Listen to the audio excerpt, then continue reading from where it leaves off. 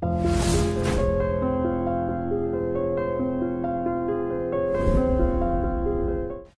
అండి, ఈనాడు దిల్సే with me అంజలిలో నా special guest ఎవరు అంటే కృష్ణతేజ ఐఏఎస్.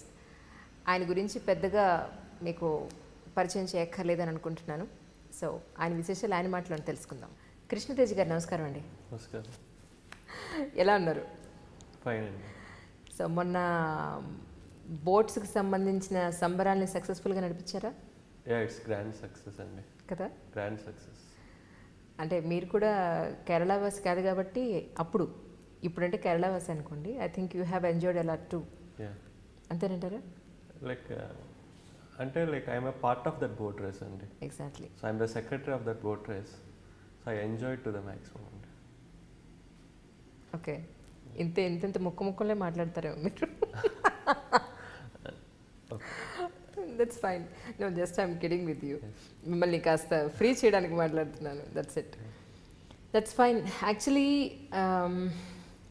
మీ మొన్న జరిగిన వరద బీభత్సం గురించి మొదలు పెట్టమంటారా, లేకపోతే మీ కెరీర్ స్టార్ట్ అయినప్పటి నుంచి ప్రహసనం మొదలు పెట్టమంటారా అనేది నా క్వశ్చన్. ఎక్కడి నుంచి స్టార్ట్ చేద్దాం? అంతేనా? Right, fine. ఒక ఇంజనీరింగ్ చదివి ఒక సాఫ్ట్వేర్ సైడ్ మీరు జాబ్ చేసి సివిల్స్ సైడ్ అసలు ఎందుకు వచ్చారు? యాక్చువల్లీ నాకు సివిల్స్ అంటే ఏంటో అంత అవేర్నెస్ లేదండి. ఓకే. ఎస్పెషల్లీ మా ఫ్రెండ్కి మంచి అవేర్నెస్ ఉంది. అది వాడు బాగా ఇంట్రెస్టెడ్ అనమాట, ఇట్లా నేను సివిల్స్ చదవాలి అవ్వాలి అని.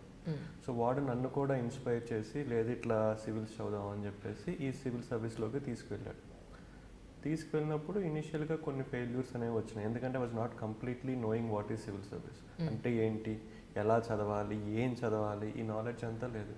సో ఇనిషియల్గా కొన్ని ఫెయిల్యూర్స్ అయితే వచ్చినాయి. But later I got into IAS అండి. 4 అటెంప్ట్స్లో మీకు రాలేదు, 5th అటెంప్ట్లో వచ్చింది.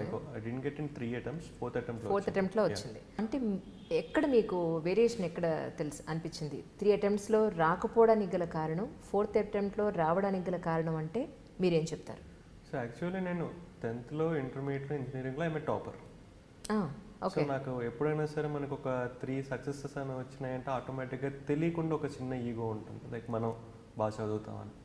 ఆ ఈగోతోనే ఎగ్జామ్ రాశాను, 3 times ఫెయిల్ అయిపోయాను. అప్పుడు రిట్రోస్పెక్ట్ చేసుకోవటం మొదలుపెట్టా, ఏంటి నాలో ప్రాబ్లం ఏంటి, నాలో తప్పులు ఏంటి అని చెప్పేసి. ఈ రిట్రోస్పెక్ట్ చేసుకుంటే నాలో తప్పులు నాకు ఒక్కటి కూడా కనిపించలేదు. ఎన్ని రోజులు రిట్రోస్పెక్ట్ చేసుకున్నా నాకు ఒక్కటి కూడా కనిపించట్లేదు. సరే ఇంకా నాకు అర్థం కాకపోయినా నాలో తప్పులు నా ఫ్రెండ్స్కి ఏమైనా అర్థమవుతాయేమో అని చెప్పేసి ఒక్కొక్కరి ఇంటికి వెళ్ళి అరే నాకు ఐఏఎస్ రావట్లేదు, ఏం తప్పు అయ్యి ఉండొచ్చు నాలో అన్నా. అదంటే నువ్వు బాగా చదువుతావు కదా, నువ్వు చాలా స్మార్ట్గా చదువుతావు, చాలా బాగా గుర్తుంచుకుంటావు కదా, నీకు రాకపోవటం ఏంటి? ప్రతి ఒక్కరు ఇదే రిపీట్ చేస్తున్నారు కానీ ఎవడు నాలో ఇదిరా తప్పు, నీకు ఇంతకని రావట్లేదు అని ఎవడు చెప్పినోడు లేడు. ఇంకా నాకు నాలో తప్పులు అర్థం కావట్లేదు. ఇంకా నేను డిసైడ్ అయిపోయాను, ఇంకా సివిల్స్ మనకి రాకపోవచ్చు, మనం వదిలేసి తిరిగి జాబ్కి వెళ్ళిపోదామని.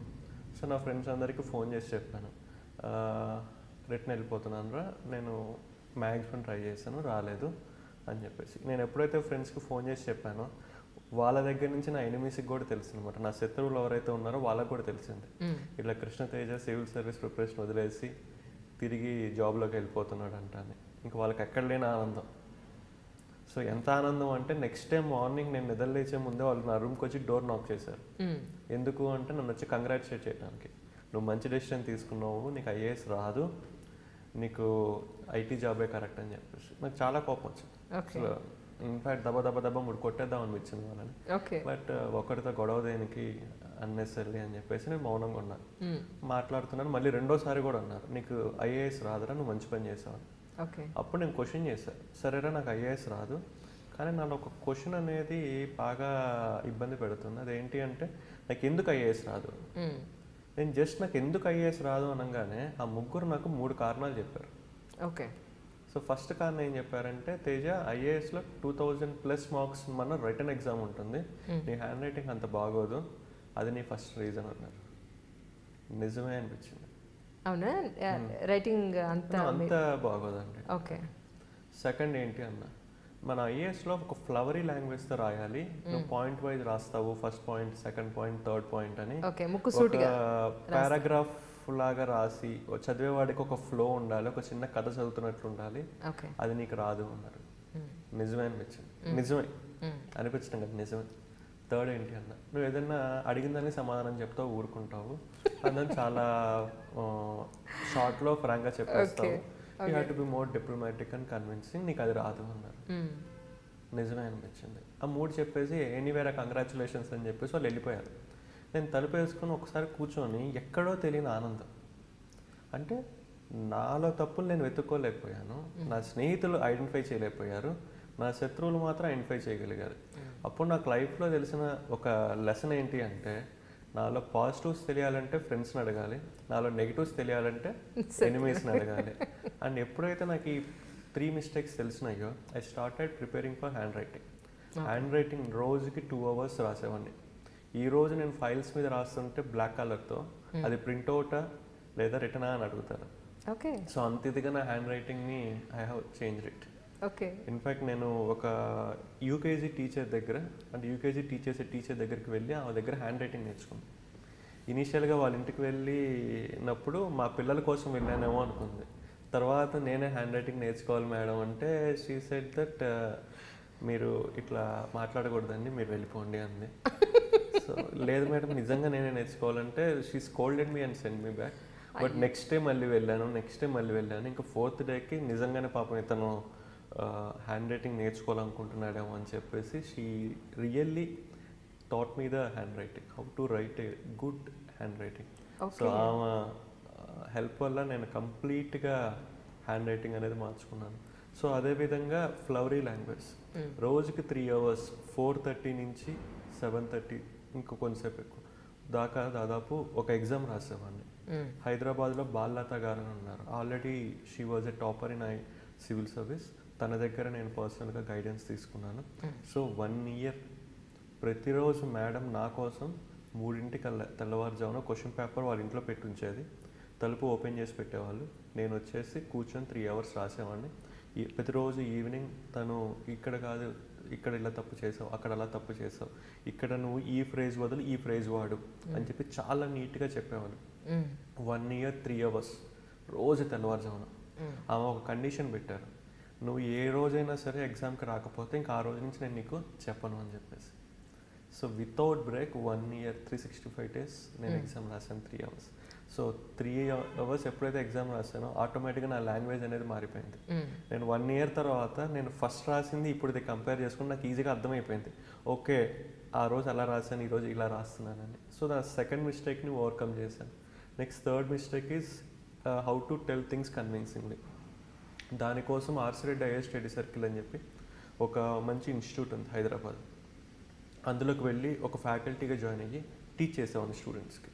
So that helped me in explaining the things more convincingly and diplomatically. So 3 mistakes 1.5 year మూడింటిని ఓవర్కమ్ చేశాను. And I attempted and I got all India 66th rank. So నేను నేర్చుకున్న ఫిలాసఫీ ఏంటంటే, లైఫ్లో సంతోషపడాలి అంటే స్నేహితులు కావాలి, లైఫ్లో ఎదగాలి అంటే శత్రువులు కావాలి. సో ఎదగాలి అంటే శత్రువులను ఐడెంటిఫై చేయాలి అండ్ వాళ్ళ దగ్గర నుంచి మన తప్పులు ఏంటో తెలుసుకోవాలి. This the small philosophy from my preparation I learned. So nice. మీ ఈ 3 attempts అప్పుడు మీ కోచింగ్ ఎక్కడ తీసుకున్నారు? సో యాక్చువల్లీ కోచింగ్ కొన్ని ఢిల్లీలో తీసుకున్నాను, కొంత హైదరాబాద్లో తీసుకున్నాను. బట్ పర్ఫెక్ట్గా ఒక ఓరియంటేషన్ అనేది నాకు దక్కింది మాత్రం ఫ్రమ్ బాల్లత గారు. బాల్లత మేడం దగ్గర మీరు జాయిన్ అయిన తర్వాత పొద్దున్న 4 నువ్వు వచ్చి చదివితేనే నేను ఇస్తానని అన్నారండి, నిజమేనా? Yes, true. అవునా? కండిషన్ పెట్టారు, రోజుకి 4:30 కల్లా నువ్వు రావాలి, 3 hours ఎగ్జామ్ రాయాలి. ఏ రోజైనా సరే నువ్వు రావటం మానేస్తే ఇంకా ఆ రోజు నుంచి నేను ఆపేస్తాను. కొన్ని 100 ఎగ్జామ్స్ పెట్టారు మీకు పొద్దున్న. 365 ఎగ్జామ్స్. ఆ ఎగ్జామ్స్ రాసినవన్నీ కూడా ఒక బుక్ చేసి నేను మేడంకి ఇచ్చాను అనమాట. Madam this is what. Madam కూడా ఎవరికైనా ఇప్పుడు చూపిస్తున్నారు, ఫస్ట్ ఈ అబ్బాయి ఇలా రాసేవాడు, లాస్ట్ ఇలా మారాడు. సో మీరు కూడా అలా కన్సిస్టెన్సీ అనేది మెయింటైన్ చేస్తే వస్తుంది. అంటే మేడం అది కావాలనే చేశారు. ఒక ఐఏఎస్ ఆఫీసర్కి కావాల్సింది ఏంటి అంటే కన్సిస్టెన్సీ అనే ఒక గుణం. అంటే ఏదైనా మొదలుపెట్టినప్పుడు ఆ మొదలుపెట్టిన దాన్ని చాలా ఓపిక్గా నేర్పుతో కంటిన్యూస్గా తీసుకువెళ్ళాలి, అప్పుడే అది నిలబడుతుంది. సో దాన్ని నాకు ఆ 1 year కంటిన్యూస్గా నేను ఎగ్జామ్స్ రాయటం వల్ల అది అలవాటేటట్టు చేశారనమాట. ఎగ్జాక్ట్లీ. అంటే ఎర్లీ మార్నింగ్ 4 o'clockకి మీరు బాలలత మేడం దగ్గర ఉండాలి అని అంటే మీరు ఎన్నింటికి లేవాల్సి వచ్చేది? 3కి లేచేవాడిని, ఒక హాఫ్ అన్ అవర్ రివైజ్ చేసుకునేవాడిని ఎగ్జామ్కి, హాఫ్ అన్ అవర్ రెడీ అయిపోయి వెళ్ళిపోయేవాడిని. ఓకే. సో ఈరోజు మీరు సివిల్స్ సాధించారు, ఒక ఐఏఎస్ అయ్యారు అని అంటే ఆ క్రెడిట్ గోస్ టు అని అంటే ఎవరి పేరు చెప్తారు? ఆబ్వియస్లీ అండి, first is mummy daddy and sister, and then is to Balalatha గారు, then is to my friend Hariprasad, and next is to my cousin Narendranath. Okay. So these are the people. సో అంటే మీరు కేరళ క్యాడర్కి మీరు యాక్చువల్లీ అది 11th ఆప్షన్ 12th ఆప్షన్ మీరు పెట్టుకున్నట్టున్నారు. లేదండి, it's my 6th option. 6th option. So అంటే మీకు అక్కడ రావడానికి గల కారణం ఏంటంటే 66 గ్రేడ్ అంటే it's not a small thing actually, below 100 వచ్చింది. బట్ ఆ టైంలో ఏంటంటే ఓపెనింగ్స్ తక్కువగా ఉన్నాయండి. సో దానివల్ల ఏంటంటే ఐ గాట్ కేరళ అనమాట. Okay. But it's a good cadre. Yeah, definitely, doubt ఏముంది అందులో మీకు.